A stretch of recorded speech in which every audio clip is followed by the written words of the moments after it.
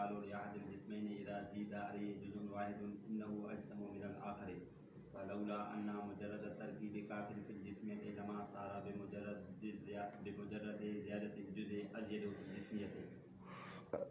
ٹھیک ہے، ازیادہ پڑھنا سہارا میں ہوا اس کا اسم ہے. أزيد في الجسمية. بسم اللہ الرحمن الرحیم.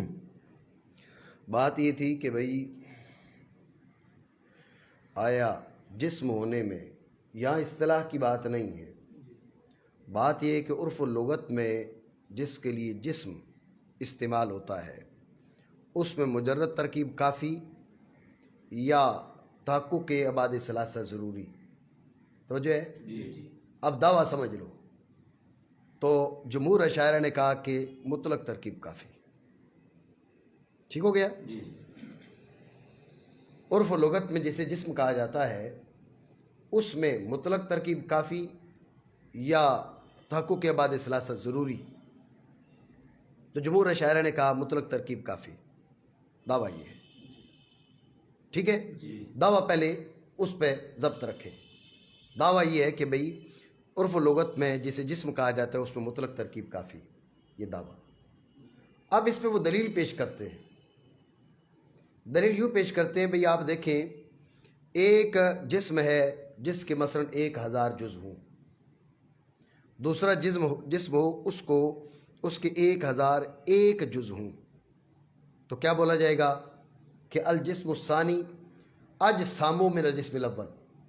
کیا؟ اجسامو. ٹھیک ہے نا؟ جسم ثانی جسم اول سے اجسم ہے. افعل کا لفظ بولا ہم نے؟ نہیں بولا؟ بولا نا؟ ہم نے افعل کا لفظ بولا. حالانکہ جو اضافی ہے زائد ہے صرف ایک جز ہے. ٹھیک ہے نا؟ جو زائد ہوا ہے وہ ایک جز ہوا، ہم نے ایک جز کی بنیاد پہ اجسم کا لفظ بول دیا. تو یہ دلیل ہے اس بات کی کہ جسمیت کے لیے محض ترکیب کافی ہے. ایک جز پر ایک جز بڑھنا کافی ہے. ترکیب ہوگی نا؟ ایک جز دور فرد ہو گیا، اس پر ایک جز بڑھنا کافی ہے. سمجھ رہے بات کو؟ اس کے لیے یہ ضروری نہیں ہے کہ ابعاد ثلاثہ ہو. اگر ابعاد ثلاثہ کا تحقق ضروری ہوتا تو یہاں پر ایک جز کی بنیاد پہ اجسم کا لفظ نہ بولا جاتا. نہیں سمجھو بات؟ یہ دلیل ہے ان کی جو کہتے ہیں مجرد ترکیب کافی. بات ہے ذہن میں؟ ایک بار پھر سمجھیں کہ اب جمہور اشاعرہ نے یہ فرمایا، مصنف رحمہ اللہ تعالیٰ نے جس کو ذکر کیا کہ جو مرکب ہے وہ جسم ہے، یعنی جسم کے لیے 2 جز ہونا کافی ہے. 2 اجزاء لا تتجزا ملے تو اب جسم بن جائے گا. تو اب اختلاف یہ ہوا کہ جسم کے لیے مجرد ترکیب کافی یا تحقق کے بعد ثلاثہ ضروری. تو جمہور اشاعرہ نے کہا مطلق ترکیب کافی. تو دعویٰ آپ ذہن میں رکھیں، جمہور اشاعرہ نے کیا کہا؟ مطلق ترکیب کافی. ٹھیک ہو گیا؟ اس دعویٰ پہ آپ دلیل پیش کرتے ہیں. اس دعویٰ کی دلیل کیا ہے؟ اس دعویٰ کی دلیل یہ ہے کہ ایک جسم مثلا اس کے ہیں اجزاء 10، دوسرا اس کے اجزاء ہیں 11. تو اب دوسرے کو اول سے کیا کہا جائے گا؟ اجسم. کیا بولا جائے گا؟ افعال کا صیغہ بولا جائے گا. ہم پوچھتے ہیں کہ جسم کے لیے مطلق ترکیب کافی ہے کافی نہیں ہے؟ اگر آپ کہیں کہ کافی نہیں ہے تو صرف ایک جز کی زیادتی کی وجہ سے اجسم کا لفظ نہیں آنا چاہیے تھا، بلکہ کیا ہونا چاہیے تھا؟ بھئی 8 جز، ایک کے 10 دوسرے کے 18، اب اجسم بولا جاتا، کیونکہ ابعاد ثلاثہ بڑھ گئے. یا بعض کے نزدیک 3 جز تو ابعاد ثلاثہ بڑھ گئے. ٹھیک ہے نا؟ بعض کے نزدیک 4، بعض کے نزدیک 6، تو 11 اجزاء پر اجسم کا لفظ نہ بولا جاتا لیکن بولا جاتا ہے. بات سمجھے؟ تو یہ دلیل ہے اس بات کی کہ ایک جز بڑھنے سے جسمیت کا اطلاق آ جاتا ہے. ایک جز پر ایک جز بڑھنے سے جسمیت کا اطلاق آ جاتا ہے جب ہی 10 والا جسم ہے اور 11 والا اجسم ہے. نہیں سمجھو بات؟ ٹھیک ہو گیا؟ تو یہ دلیل ہے ان لوگوں کی جو کہہ رہے ہیں بھائی مطلق ترکیب کافی ہے. بات سمجھے؟ جی مانا کریں.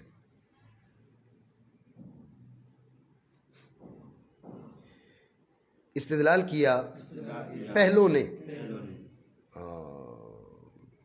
اولون سے کیا مراد ہے؟ وہ جنہوں نے کیا کہا تھا کہ بھئی وہو الجسم اما مرکب وہو الجسم، یعنی جمہور اشاعرہ. ٹھیک ہو گیا؟ بہی طور کے کہا جائے گا، کہا جاتا ہے دو جسموں میں سے ایک کو جب بڑے اس پر ایک جز کیا کہا جاتا ہے؟ یہ اجسم ہے دوسرے سے. تو اگر محض ترکیب کافی نہ ہوتی جسمیت میں، البتہ نہ بنتا محض جز کی زیادتی سے جسمیت میں زائد، جسمیت میں اضافہ نہ سمجھا جاتا. بات آپ سمجھے نہیں سمجھے؟ ٹھیک ہے. اس پر پھر آگے شارح اعتراض کر رہے ہیں اس دلیل پر. توجہ ہے؟ اس دلیل پر اعتراض کر رہے ہیں، اس میں ہم بات کرتے ہیں. لیکن اس دلیل پر اور اعتراض بھی ہے، اس گفتگو پر. یہ جو تم نے کہا نا کہ کیا یقال لأحد الجسمین اذا زید علیہ جزء واحد انہ اجسم من الآخر. ایک جسم جب دوسرے جسم پر کیا کرے، وہ ایک جز اس کا بڑھ جائے تو اس کو اجسم بولا جاتا ہے. جی توجہ رکھیں، یہ کہاں بولا جاتا ہے؟ یہ پتہ کہاں چلتا ہے؟ اس جسم کے اجزائے لا تتجزا 10 ہیں اور اس کے 11 ہیں. دیکھیں یہ تو آپ اس کا ادراک کر ہی نہیں سکتے عام نظر سے. اس وقت جو ہے جو آ گئی ہے مطلب کہ بڑی طاقتور جو ہے وہ دوربین، پھر خوردبین، مائکروسکوپس وغیرہ آ گئی ہیں جی، تو ان کے ذریعے آپ چھوٹے چھوٹے اجزاء کا ادراک کر سکیں تو یہ تو ہو سکتا ہے. لیکن جس دور میں شارح رحمہ اللہ تعالیٰ ذکر فرما رہے ہیں علماء کی دلیل، اشاعرہ کی دلیل، تو اس دور میں تو اس کا تصور ہی نہیں تھا. اب بھی نہیں ہوتا کیونکہ اجزاء کو گننا، کیونکہ ابھی اس میں بھی پھر اختلاف ہے کہ بھئی جس کو پہلے یہ ایٹم کا نام دیتے تھے وہ منقسم ہوتا ہے نہیں منقسم ہوتا، تو وہ منقسم ہو چکا ہے. پھر اس کے اندر جو ہے نا وہ کئی ایک اجزاء نکل آئے. وہ جو اجزاء تھے ان کے بارے میں یہ سمجھا جانے لگا کہ شاید اب یہ منقسم نہیں ہوتے. اب اس کی کوارکس وغیرہ کی طرف جو ہے نا وہ تقسیم وہ نہ جانے کہاں تک پہنچ گئی ہے. ابھی وہ سٹرنگ تھیوری جس کو بولتے ہیں اس کا تصور آ چکا ہے. بات آپ سمجھ رہے ہو؟ تو کہنے کا مقصد یہ ہے کہ اب یہ جو اتنے باریک اجزاء ہیں کہ جو پاورفل جو ہے دیکھنے کے آلات، ان کے ذریعے بھی پتہ نہیں چلتا. سمجھے بات کو؟ مطلب متکلمین نے یہ تو کہا کہ جسم جو ہے وہ مرکب ہے اجزاء لا تتجزا سے، لیکن جزء لا یتجزا کا مصداق کیا ہے؟ جزء لا یتجزا کا مصداق کیا ہے؟ یہ کوئی حتمی بات نہیں ہے. جیسے وہ کہتے رہے بھئی ایٹم کو کہتے رہے، بعد میں وہ نیوٹران اور پتہ نہیں کیا کیا چیزیں نکل آئیں، پھر ان کو کہا جانے لگا. اس کے بعد یہ کوارکس وغیرہ یہ جو سلسلہ ہو گیا، پھر سٹرنگز وغیرہ. سمجھے بات کو؟ تو کہنے کا مقصد یہ ہے کہ اجزاء لا تتجزا سے ترکیب ہے جسم کی، یہ ایک الگ مسئلہ ہے، متکلمین اس کے قائل ہیں. لیکن جزء لا یتجزا کا مصداق کون ہے، کون سی چیز ہے اس جسم کے اندر؟ جی تو ذہن میں رکھیں یہ کوئی حتمی بات نہیں ہے، کیونکہ وہ اتنا صغیر ہے، اتنا صغیر ہے کہ ہم اب بھی نہیں کہہ سکتے. سٹرنگ تھیوری آنے کے بعد بھی ہم جو ہے وہ جزء لا یتجزا تک پہنچ چکے ہیں، ہم اس کی نشاندہی کر چکے بھئی یہ جزء لا یتجزا ہے. ہو سکتا ہے کہ بھئی 10 سال بعد 20 سال بعد کوئی جو ہے نا سٹرنگ تھیوری کے بعد کوئی نئی تھیوری آ جائے. بات میری سمجھ رہے ہو نہیں؟ تو لہٰذا بات یہ کہ یہ کیسے کہا جا سکتا ہے ایک جز بڑھے تو اس کو کیا کہا جاتا ہے؟ اجسم کہا جاتا ہے. بات سمجھے نہیں؟ تو اعتراض بنا نہیں بنا؟ تم نے کیا کہا ایک جز بڑھ جائے تو اس کو اجسم کہا جاتا ہے. بھائی ایک جز بڑھ جائے تو اس کا ادراک ہی نہیں ہو سکتا، چاہے جائے کہ اس پر جو ہے نا اجسم کا لفظ بولا جائے. تو جو ہے یہ اعتراض ہے تو اس کا یہ جواب دیا جاتا ہے بھائی بات یہ کہ یہ نہیں کہا جا رہا کہ ایسا بولا جاتا ہے، مطلب ہے کہ اگر آپ کے سامنے یہ کہا جائے بھی ایک جز ہے تمہارے سامنے، ایک جسم اس کے اجزاء ہیں 100 اور دوسرے کے ہیں 101، تو اب کیا بولو گے؟ ظاہر آپ کو کہو گے نا الجسم الثانی اجسم من الجسم الاول. سمجھے بات کو؟ ہم یہ نہیں کہہ رہے کہ ایک جسم ایسا ہے جو دوسرے سے ایک جز بڑا ہے تو تم یہ بولتے ہو. مطلب یہ ہے کہ اگر تمہیں ادراک ہو جائے یا تمہیں یہ کہا جائے کہ بھئی ایک جسم ہے جس کے اجزاء لا تتجزا ہیں 100، ایک جسم ہے جس کے اجزاء لا تتجزا ہیں 101، تو اب ثانی کو کیا بولو گے؟ ثانی کو اجسم بولو گے. ٹھیک ہو گیا؟ یہ مطلب ہے. قاری صاحب جی پڑھے.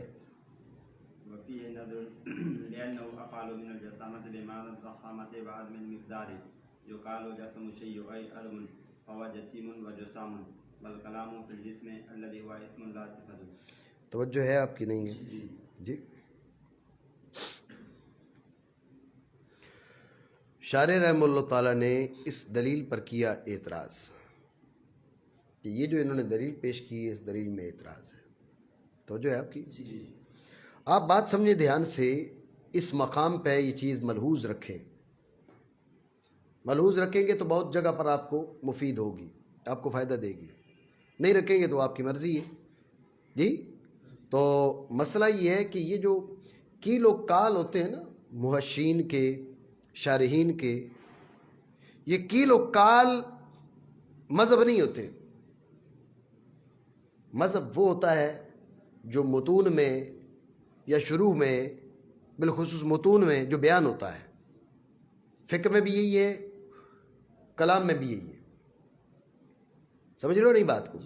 اب علامہ سعد الدین تفتزانی رحمہ اللہ تعالی وہ خود اشعری ہیں اور اس کے باوجود ان کی جو رائے ہے اس پر اعتراض کر رہے ہیں. تو اس کا یہ مطلب نہیں ہے کہ یہ جو اعتراض کر رہے ہیں تو لہٰذا یہ رائے بدل گئی ہے. سمجھے بات کو؟ یہ کیل و کال ہوتے ہیں. بعض اوقات اس لیے ہوتے ہیں بھئی دعویٰ ہم مانتے ہیں جو دلیل ہے اس میں کمزوری ہے. بات سمجھے؟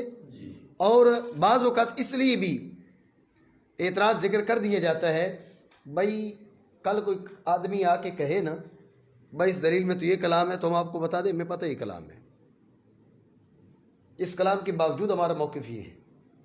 ہاں تم کہو گے کہ بھئی اس کلام کے باوجود کیوں موقف یہ ہے، اس کلام کا ہمارے پاس جواب بھی ہے مثلا، یا کوئی اور وجہ اور ہمارے پاس دلائل موجود ہے. آپ سمجھ رہے ہو بات کو؟ تو لہٰذا فی نظر کہہ کے اس پہ اعتراض کر کے اس کا یہ مطلب نہیں ہے کہ یہ اشاعرہ کے موقف کا رد کر رہے ہیں. اشاعرہ نے اپنے موقف، اشاعرہ کے موقف پر جو دلیل یہاں ذکر کی گئی ہے اس دلیل میں کلام کر رہے ہیں. اور میں نے کل بھی آپ کو بتایا تھا کہ اس دلیل پہ کلام کا یہ مطلب نہیں ہوگا کہ بھئی پھر جسم جو ہے وہ اس کے لیے 3 اجزاء ضروری ہے، 4 یا 6 یا 8. یہ لازم نہیں آتا. کیوں؟ اس لیے کہ اس کے لیے تمہیں مستقل دلیل پیش کرنا پڑے گی. سمجھو نہیں بات کو؟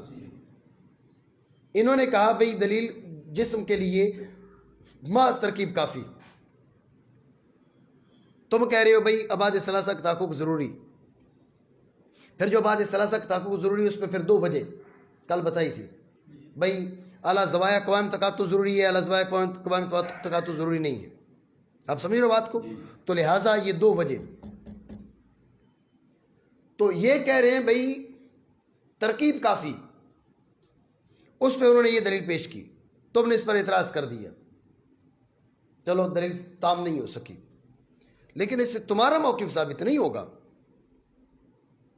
کہ بھئی جو نا وہ ابعاد ثلاثہ کا تحقق ضروری، کیونکہ ہماری دلیل تام نہیں ہو سکی تو اس سے ابعاد ثلاثہ کے تحقق کے ضروری ہونے پر دلیل کہاں سے آ گئی؟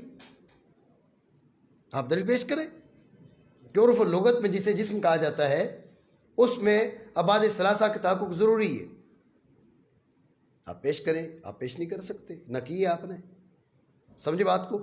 اور ہم ایک اور دلیل بھی پیش کر سکتے ہیں. وہ کیا؟ وہ یہ کہ عرف لغت میں جسے جسم کہا جاتا ہے اس میں ترکیب تو بالاتفاق ضروری ہے، تمہارے نزدیک بھی ہمارے نزدیک بھی.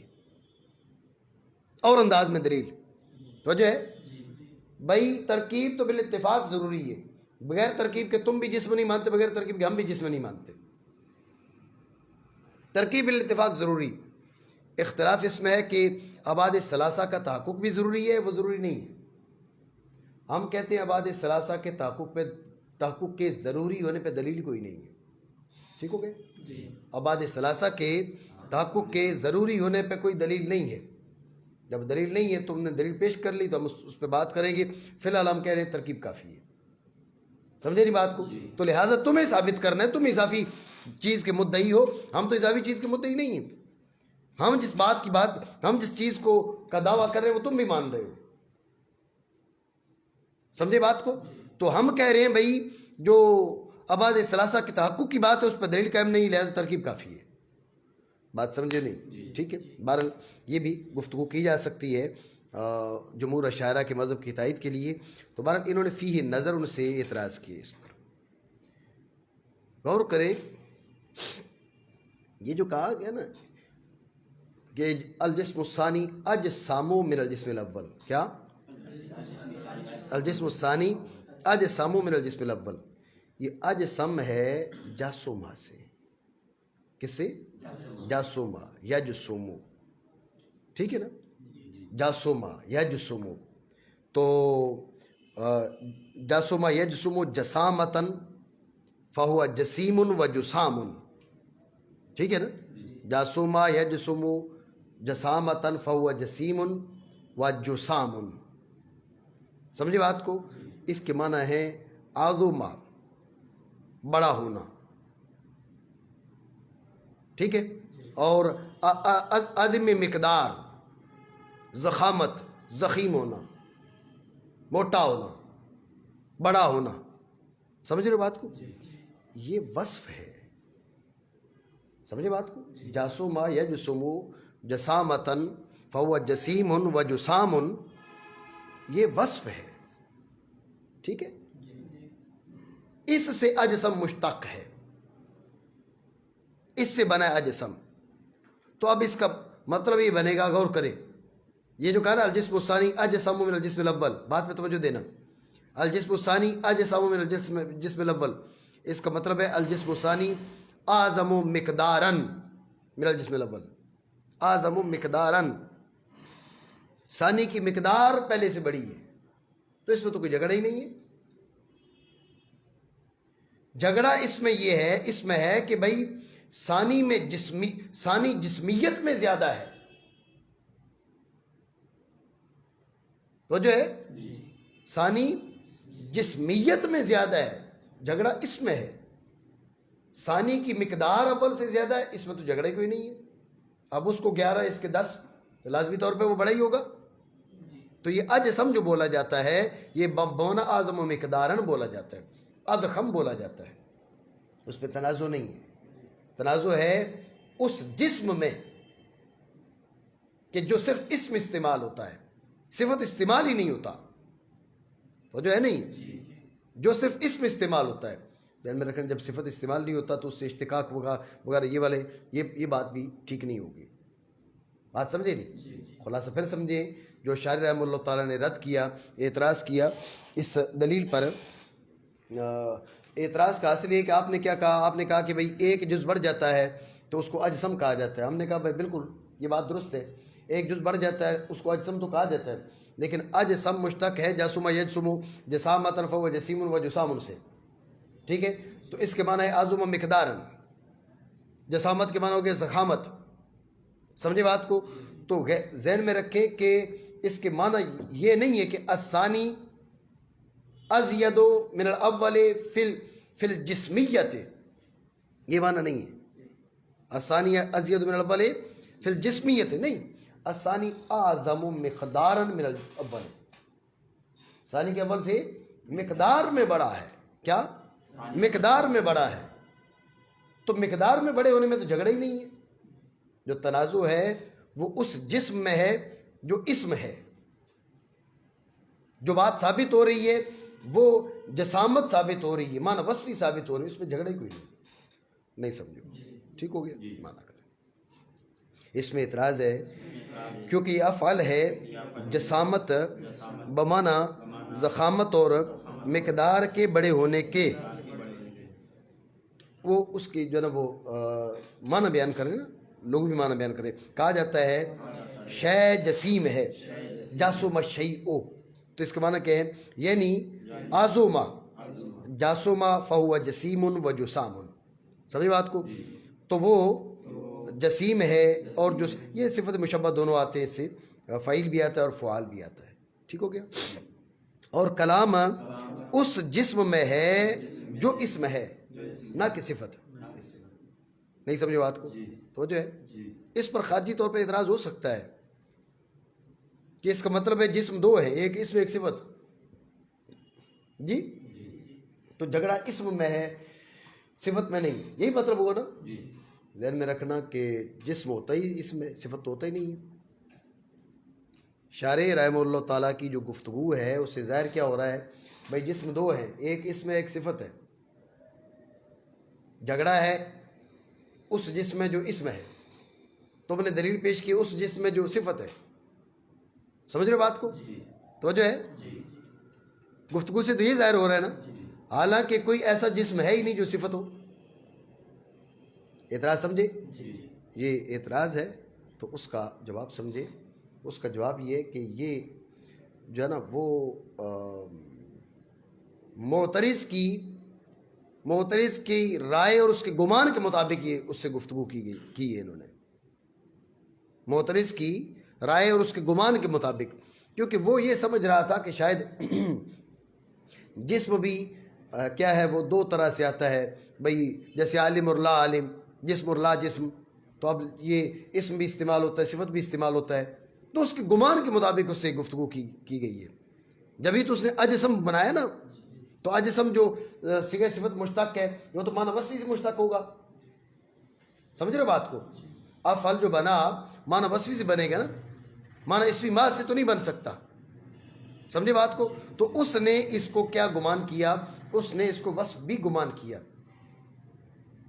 اس نے اس کو صفت بھی سمجھا. جب اس نے اس کو صفت بھی سمجھا تو شاعر رحمہ اللہ تعالیٰ نے فرما دیا بھئی ہمارا جھگڑا اس جسم ہے جو اسم ہے، جو صفت ہے اس میں جھگڑا ہی نہیں ہے. وہ صفت ہے نہیں لیکن تم سمجھ رہے ہو نا صفت بھی ہے، تو تم سمجھ رہے ہو صفت بھی ہے لیکن ہمارا اس صفت میں جھگڑا ہی نہیں. ہمارا جھگڑا کس میں ہے؟ وہ اس میں ہے جو اسم استعمال ہوتا ہے. نہیں سمجھو بات؟ ٹھیک ہو گیا جی. بس او غیر مرکب کالجوہر یعنی العین الذی لا يقبل انقسام لا فعلا ولا وهما ولا فرضا وهو الجزء الذي لا يتجزا. بس تو متن کو دیکھیں. متن میں فرمایا وہو اما مرکب وہو الجسم او غیر مرکب کالجوہر او غیر مرکب کالجوہر وہو الجزء الذی لا يتجزا. کہ عین یا مرکب ہے یا غیر مرکب ہے، عین یا مرکب ہے یا غیر مرکب ہے. جو غیر مرکب ہے اس کے بارے میں کہا جیسے جوہر، تو جو ہے، اور جوہر کیا کہا وہو الجزء الذی لا يتجزا. جوہر وہ جز ہے جو غیر متجزی ہو. جوہر وہ جز ہے جو بات سمجھے نہیں مانا کرے. یا غیر مرکب جیسے جوہر، اور وہ جز ہے جو متجزی نہ ہو. توجہ ہے نہیں ہے؟ ٹھیک ہے.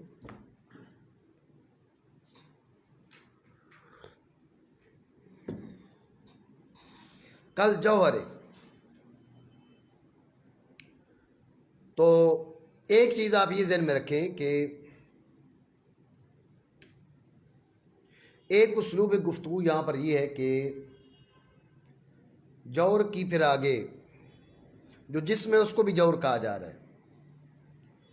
جسم کو بھی جوہر کہا جاتا ہے اور جزء لا يتجزا کو بھی جوہر کہا جاتا ہے. جو جسم کو بھی جوہر کہہ رہے ہیں اور جزء لا يتجزا کو بھی جوہر کہہ رہے ہیں، وہ جزء لا يتجزا کو صرف جوہر نہیں کہیں گے، جزء لا يتجزا کو جوہر فرد کہیں گے. ذہن میں رکھیں ایک اسلوب گفتگو یہ ہے، جسم بھی جوہر اور جزء لا يتجزا بھی جوہر. تو جوہر کی دو قسمیں، ایک منقسم اور ایک غیر منقسم. منقسم وہ جسم، غیر منقسم وہ جزء لا يتجزا. تو جزء لا يتجزا کو مطلق جوہر نہیں کہیں گے، جب کہیں گے تو جوہر فرد کہیں گے. ایک اسلوب گفتگو یہ ہے. تو جو ہے، اور ایک اسلوب گفتگو وہ ہے جو مصنف رحمہ اللہ تعالیٰ نے اختیار کیا. انہوں نے جوہر کو ہی جزء لا یتجزا کہا بغیر الفرد کی قید کے. ان کے نزدیک پھر جوہر ایک ہی ہے جزء لا یتجزا. جسم کو جوہر نہیں کہہ رہے بلکہ جسم کو مرکب مان رہے. کس سے؟ جواہر سے. نہیں سمجھ رہے بات کو؟ جسم جوہر نہیں ہے، جسم جواہر کا مجموعہ ہے، جواہر سے مرکب ہے. تو جوہر جو کیا ہے وہ جزء لا یتجزا ہے جو منقسم نہیں ہوتا. مصنف رحمہ اللہ تعالیٰ نے فرد کی قید نہیں لگائی. یہ بات ملحوظ رہے، سمجھے نہیں بات کو؟ تو لہٰذا جو جوہر کی تقسیم کرتے ہیں منقسم غیر منقسم کی جانب، وہ جزء لا یتجزا کو صرف جوہر نہیں کہیں گے بلکہ جوہر فرد کہیں گے. تو جو ہے، اور جو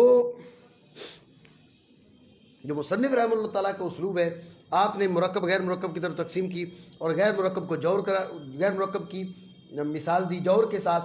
اسی جوہر کو جزء لا یتجزا کا بغیر فرد کی قید کے. تو مطلب پھر یہ نکلا کہ جزء لا یتجزا کو جوہر کہنا یا فرد کی قید کو لازم قرار دینا، دو مختلف اصطلاحیں بن گئی ہیں. ایک اصطلاح میں جزء لا یتجزا اور جوہر ایک ہی ہیں، اور ایک اصطلاح میں ان میں فرق ہے. تو جزء لا یتجزا کو جب جوہر کہیں گے تو ساتھ فرد کی قید لگائیں گے. اتنی بات سمجھے نہیں سمجھے؟ ٹھیک ہو گیا، مانا کریں.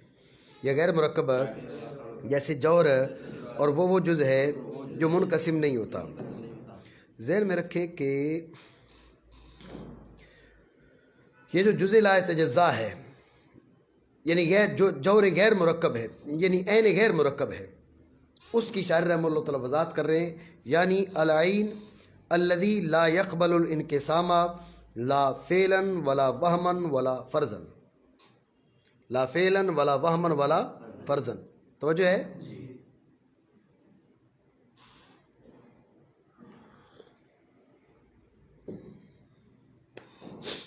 قاری صاحب توجہ ہے؟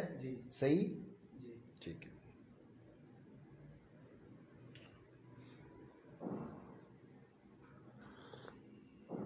سردی زیادہ تو نہیں ہے؟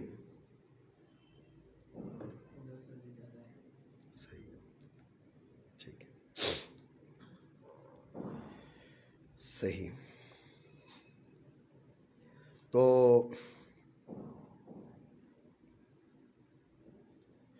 ذہن میں رکھیں کہ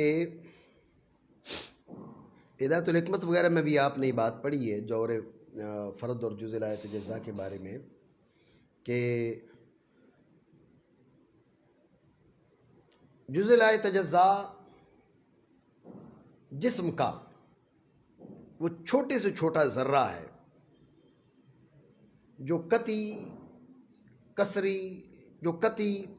خرقی کسری وہمی فرضی کسی تقسیم کو قبول نہیں کرتا. ٹھیک ہے؟ قطعی خرقی کسری وہمی فرضی کسی تقسیم کو قبول نہیں کرتا. یہ ہے جزء لا یتجزا. بات سمجھے نہیں سمجھے؟ ٹھیک ہے. اصل میں آپ یہ ذہن میں رکھیں کہ تقسیم کے بعد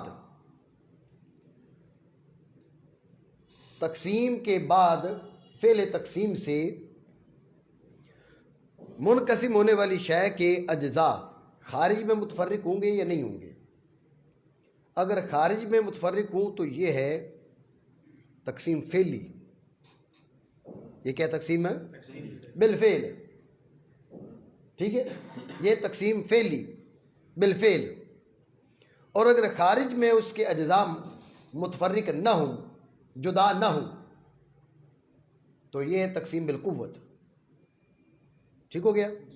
یہ جو تقسیم فعلی ہے نا، پھر یہ دیکھا جائے گا کہ اعلیٰ جاریہ سے اعلیٰ جاریہ سے نہیں. اعلیٰ جاریہ سے ہو تو قطعی، اعلیٰ جاریہ سے نہ ہو تو مصادمت شدیدہ سے، مصادمت خفیفہ سے. مصادمت شدیدہ سے ہو تو کسری، خفیفہ سے ہو تو خرقی. ٹھیک ہے نا؟ مصادمت خفیفہ سے ہو تو خرقی، مصادمت شدیدہ سے ہو تو کسری. ایک ہے توڑنا، ایک ہے پھاڑنا. توڑنے میں زیادہ چوٹ لگتی ہے نا. قاری صاحب چیک کریں، پیپر ہے، آپ نے اس کو پھاڑ دیا ہلکے سے ٹھیک ہے نا، یہ مصادمت خفیفہ ہے. اور مصادمت شدیدہ جس چیز کو آپ توڑتے ہیں، ٹھیک ہے، اس میں مصادمت شدیدہ ہے، یہ ہے کسری. اور اگر تقسیم بالقوت ہو تو پھر دیکھا جائے گا کہ وہ جو اجزاء ہے خارج میں تو جدا نہیں ہو رہے، لیکن ایک دوسرے سے ممتاز ہیں، یہ ممتاز نہیں ہیں. خارج میں وہ منقسم نہیں ہے، خارج میں وہ جو ان میں افتراق حاصل نہیں ہے، انتشار حاصل نہیں ہے، لیکن ان میں امتیاز ہے تو یہ تقسیم وامی. امتیاز بھی نہ ہو تو یہ تقسیم فرضی. بات سمجھے؟ دوبارہ سمجھ لیں توجہ سے کہ وہ عین کے جو کسی قسم کے انقسام کو قبول نہ کرے، نہ فعلی نہ وامی نہ فرضی، نہ فعلی نہ وامی نہ فرضی، تو یہ کیا ہے؟ اسے جزء لا یتجزا کہا جاتا ہے، اسے جور فرد کہا جاتا ہے. یا مصنف کی رائے کے مطابق صرف جور کہیں تو جب بھی یہی مراد ہے. توجہ ہے آپ کی؟ نہیں ہے جی؟ سب چائے پئیں، ٹھنڈی ہو رہی ہے. اصل چیز یہ ہے کہ تقسیم سے مقسوم کے اجزاء خارج میں ان میں انفصال ہوگا یا انفصال حاصل نہیں ہوگا. اگر ان میں خارج میں انفصال حاصل ہو تو یہ تقسیم بالفعل، اسی کو اس نے تقسیم فعلی کہا ہے. ٹھیک ہے؟ اور اگر خارج میں انفصال حاصل نہ ہو تو یہ تقسیم بالقوت.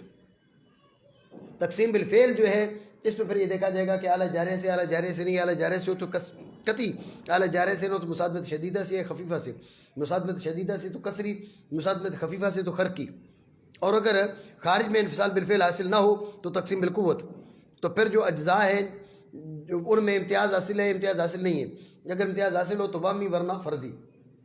تو جو ہے نہیں ہے مانا کر، یعنی وہ ہے نا جو نہیں قبول کرتا انقسام کو، نہ فعلاً نہ وہماً نہ فرضاً.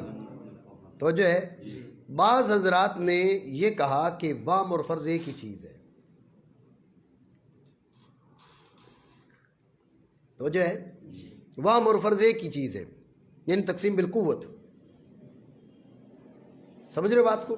تقسیم بالقوت، تقسیم بالقوت اور تقسیم بالقوت ہو اور اجزاء کا ایک دوسرے سے امتیاز ہو. یہ طرف مشرق ہے، طرف مغرب ہے، یہ جز ہے، یہ جز ہے. صرف اجزاء میں امتیاز ہو جائے تو یہ کیا ہے؟ یہ وامی بھی ہے، یہ فرضی بھی ہے. سمجھے بات کو؟ بعض نے کہا تقسیم وامی اور فرضی ایک ہے. بات سمجھے؟ جب ایک ہے تو پھر دو لفظ کیوں بولے؟ یہ بعض تاکید کے لیے بول دی ہے. بعض حضرات کی یہ رائے ہے. سمجھے بات کو؟ لیکن دیگر بعض نے کہا نہیں، دونوں میں فرق ہے، وامی الگ ہے، فرضی الگ ہے. توجہ ہے؟ وامی جو ہے، وامی کا تعلق کس کے ساتھ ہے؟ وہ جزی کے ساتھ ہے، اور فرضی کا تعلق کلی کے ساتھ ہے. وامی جا کے رک جاتی ہے، فرضی کے ہے یعنی وامی پہلے رکتی ہے برخلاف کس کے؟ فرضی کے. جیسے میں نے گفتگو میں کہا بھئی امتیاز حاصل ہو تو وامی، امتیاز حاصل نہ ہو تو فرضی. تو لہٰذا بعض نے یہ کہا بھئی وامی اور فرضی میں فرق ہے. اور اولا بھی یہی ہے کہ جو ہے نا اس کو کس پہ کہتے ہیں نا بھئی التاسیس اولا من التاکید. اگر یہ وامی اور فرضی سے ایک مراد ہو تو یہ محض تاکید بنے گی، وامی سے اور مراد ہو، فرضی سے اور مراد ہو تو یہ تاسیس بنے گی. ٹھیک ہے نا؟ الافادہ خیر من الاعادہ. ٹھیک ہے؟ تو لہٰذا وامی اور فرضی کو الگ الگ معنی پر معمول کرنا یہ اولا ہے. تو جو ہے نہیں بات ہے ذہن میں. لیکن یہاں پر اور اعتراض ہوگا، بھئی آپ کہہ رہے ہیں میں تقسیم فرضی، فرض تو محال کبھی ہو سکتا ہے بھائی، تم کہہ رہے ہو تقسیم فرضی بھی نہیں ہو سکتی. ہم فرض کرتے ہیں بالفرض جزء لا يتجزا منقسم ہو جائے، تو فرض کیا نہیں کیا؟ فرض کرنے میں کیا حرج ہے جی؟ تو اس کا جواب دیا جاتا ہے بھئی جواب مشہور ہے کہ فرض دو معنی میں ہے، ایک فرض محض اور ایک تجویز عقلی. یہاں پر فرض بمعنی فرض محض نہیں ہے، وہ محال کبھی ہو سکتا ہے. یہاں فرض بمعنی تجویز عقلی. بات سمجھے نہیں؟ دوبارہ سمجھے توجہ سے. تو کہا بھئی تقسیم فرضی بھی نہ ہو. اس پر اعتراض یہ ہے کہ یہ کہنا تو عجیب بات ہے بھئی اس پہ تقسیم فرضی بھی نہ ہو. بات یہ کہ فرض تو محال کبھی ہو سکتا ہے، تو پھر تقسیم فرضی اس پہ تو کوئی بود نہیں ہے. تقسیم فرضی تو ہر شے کی ہو سکتی ہے. پھر تو جزء لا یتجزا نام کی چیز ہو ہی نہیں سکتی، کیونکہ جزء لا یتجزا وہ ہے جس میں تقسیم فرضی بھی نہ ہو سکے. یہ بات تو ظاہر بطلان ہے. ٹھیک ہے، تو اس کا جواب یہ ہے کہ فرضی دو معنی میں، فرض دو معنی میں ہے، ایک فرض محض اور ایک تجویز عقل.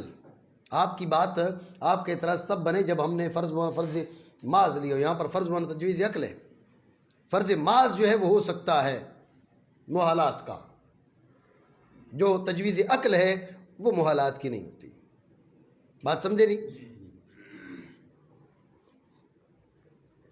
مزید ایک بات یہاں سمجھ لیں، وہ یہ کہ اگر شروع میں کہہ دیتے بھی جس میں تقسیم فرضی بھی نہ ہو سکے، تو وامی، قطعی، کسری، خرقی وہ ساری خود ختم، سب کی نفی ہوگی نہیں ہوگی؟ سمجھے بات کو؟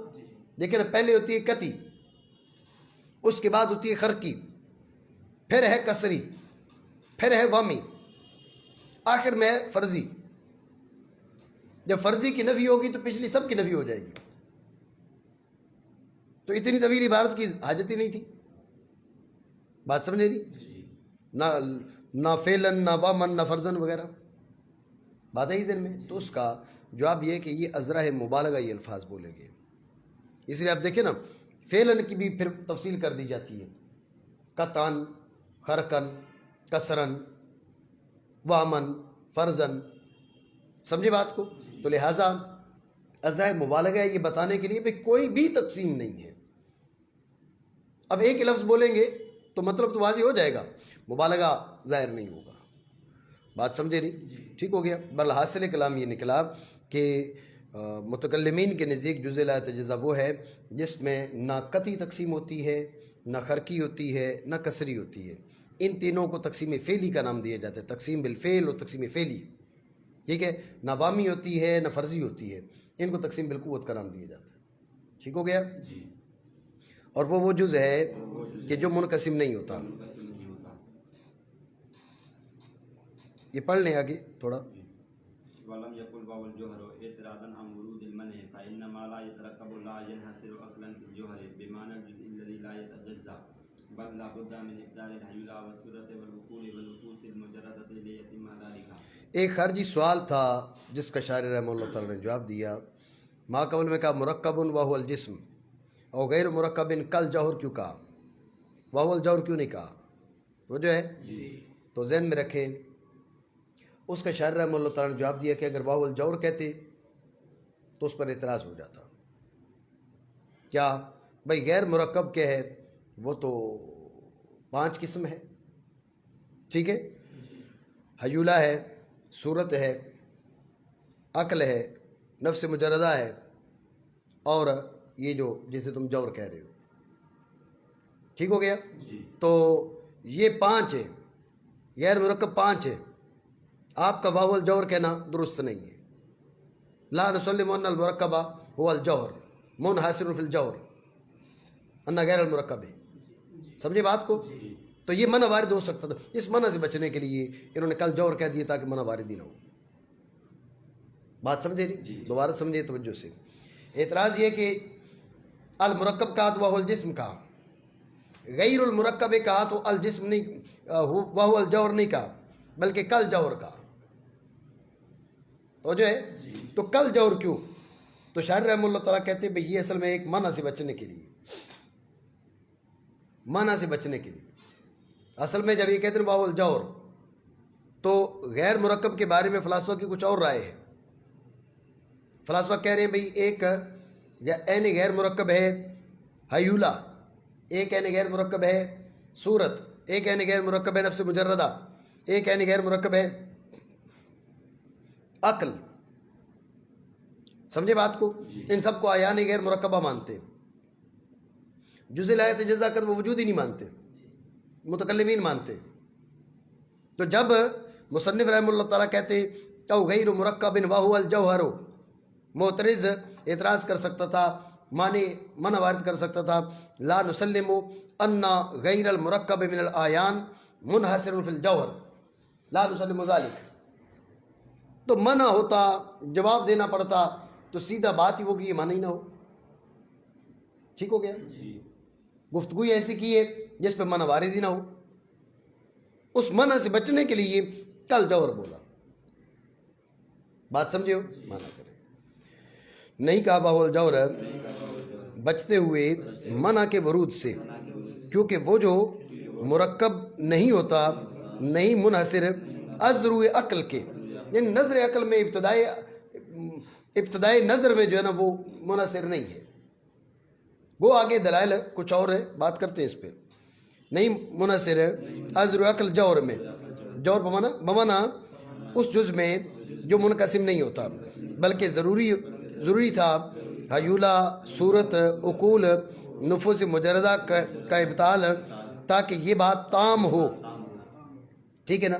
او غیر مرکب وہو الجوہر، یہ تب تام ہوتا جبکہ ان کا ابطال ہو جاتا. ان کا ابطال کیا نہیں، لہذا بات تام نہ ہوتی، اس لیے انہوں نے الفاظ ہی بدل لیے. سمجھے نہیں بات کو؟ ٹھیک ہے. اس پہ مزید گفتگو ہے، لیکن ایک خارجی طور پر سوال سمجھ لے. سوال ہے کہ اس کا مطلب یہ ہو گیا کہ بھئی انہوں نے کہا عالم کی دو قسمیں، آیان اور آراز. آیان مرکب، غیر مرکب. آیان مرکبہ جسم حادث، غیر مرکب جیسے جوہر حادث. لیکن غیر مرکب میں سے حیولہ، صورت، عقل، نفس مجردہ، توجہ ہے، ان کا بیان ہی نہیں کیا. جب بیان ہی نہیں کیا، ذکر ہی نہیں کیا، تو ان کا حدوث ثابت ہوا؟ ان کا حدوث ثابت نہیں. ان کا حدوث ثابت نہیں تھا. العالم بجمیع اجزائی محدث کیسے ثابت؟ نہیں سمجھے یہ اعتراض؟